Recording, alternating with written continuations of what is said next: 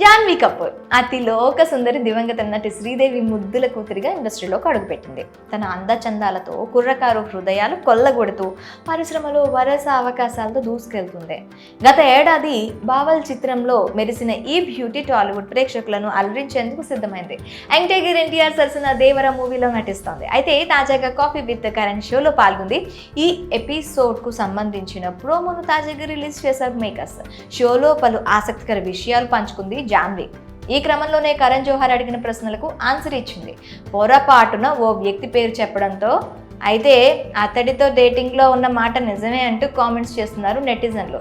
మరి జాన్వీ నోటి నుంచి వచ్చిన ఆ పేరు ఎవరిది? పూర్తి వివరాల్లోకి వెళ్తే young tiger NTR star director Koratala Shiva దర్శకత్వంలో ప్రతిష్టాత్మకంగా తెరకెక్కుతున్న చిత్రం దేవర. ఇక ఈ మూవీలో ఎన్టీఆర్కు జోడీగా బాలీవుడ్ బ్యూటీ జాన్వీ కపూర్ నటిస్తుంది. ఇప్పటికే ఈ చిత్రంలో జాన్వీ ఫస్ట్ లుక్ను కూడా విడుదల చేశారు. న్యూ ఇయర్ సందర్భంగా దేవర గ్లిమ్స్ను జనవరి 8న విడుదల చేయనున్నట్లు మేకర్స్ క్రేజీ అప్డేట్ను అభిమానులతో పంచుకున్నారు. ఈ క్రమంలో తాజాగా Janhvi Kapoor coffee with Karan Johar season 8లో పాల్గొంది. ఈ షోకు సంబంధించిన ప్రోమోను రిలీజ్ చేశారు మేకర్స్. ఇందులో జాన్వీ ఫుల్ జోష్లో కనిపించింది, అల్లరి కూడా చేసేసింది.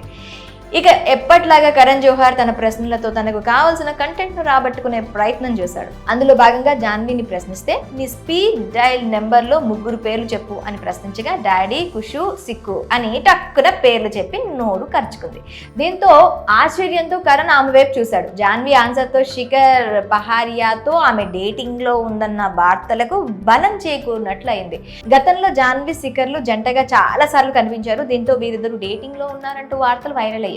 కానీ వీరి రిలేషన్ పై ఓపెన్ అప్ అవ్వలేదు. తాజాగా శిఖర్ పేరు చెప్పడంతో అతడితో ఈ బ్యూటీ డేటింగ్ లో ఉన్నమాట వాస్తవమే అంటూ కామెంట్లు చేస్తున్నారు నెటిజన్లు. ఈ షోలో తన సోదరి ఖుషీ కపూర్ తో కలిసి పాల్గొంది Janhvi. Coffee with Karan season 8 full episode జనవరి 4న Disney+ హాట్‌స్టార్ లో ప్రసారం కానుంది.